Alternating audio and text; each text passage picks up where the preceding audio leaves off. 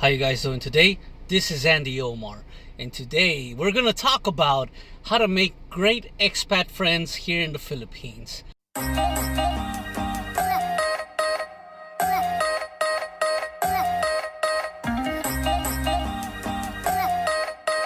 The reason why I'm starting this video is because a lot of us guys, we're foreigners and we like to hang around, drink a cold beer, and talk about our rants in person.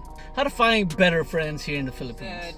I've seen a lot of my videos where a lot of foreigners would be saying and commenting, when I get to the Philippines, I'm not gonna talk to any expat out there. I'm not gonna associate myself with expats. Well, it's kind of like a draconian kind of rule they have set upon themselves. And I get it. Yeah, there is a lot of dirtbags out there. There is a lot of good guys out here too. It's not just scammers, and they also have legitimate dudes out here, man. Legitimate people who love to talk about real things, love the culture, like to go out. They mostly live here, came here for retirement or to marry somebody and live with them. But they are actually here legitimate working reasons, right?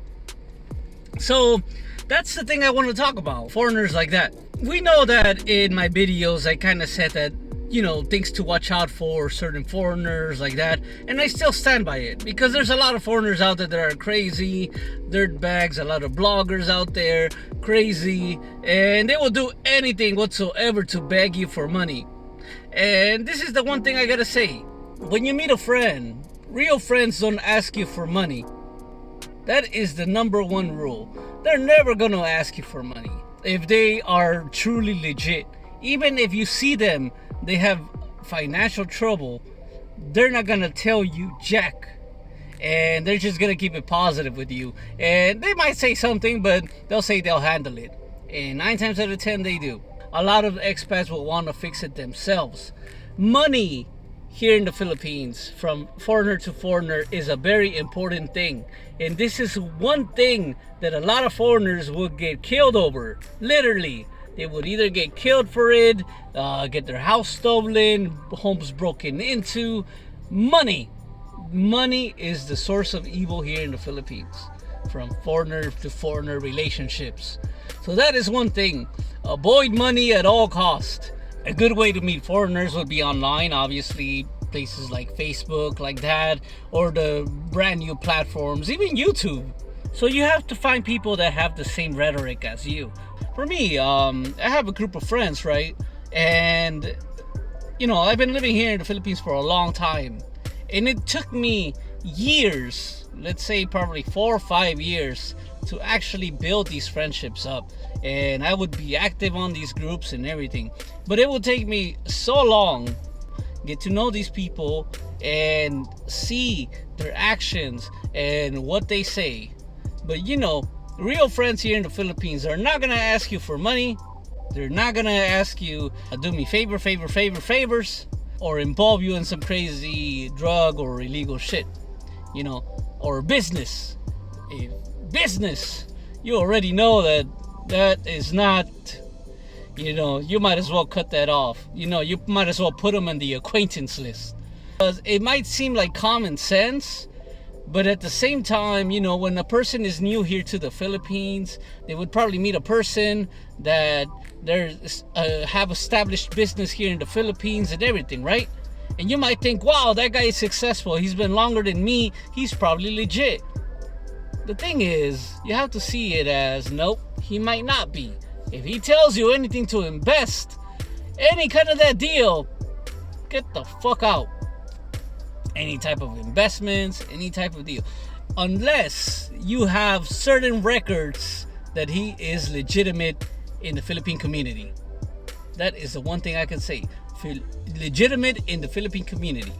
So there's a lot of Facebook groups out there, as I said previously, and a lot of niches.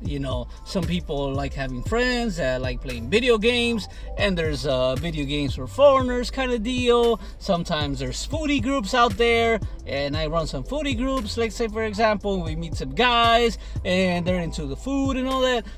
You meet real people out there, get to know them, go out there and evaluate. It's always great to evaluate every situation.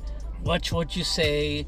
Always watch what you say, because in the Philippines, your mouth is your worst enemy. Because there's a lot of Filipinos that they would know other foreigners and they would introduce you to each other. And hey, it might be fine and dandy, but you might not know this guy. He might be a drug dealer, he might be a killer, it might be something, right?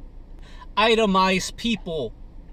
Micromanage friends, itemize the people. It's always great to itemize the people. Okay, one likes sports chat, the other likes video games, the other likes drinking and partying, the other one loves hoes.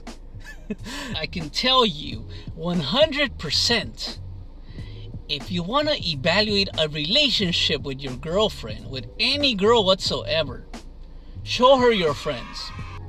Because if it's somebody else and they don't like them, chances are they don't like you, because you hang out with them, because this is what you do, when you're out, etc.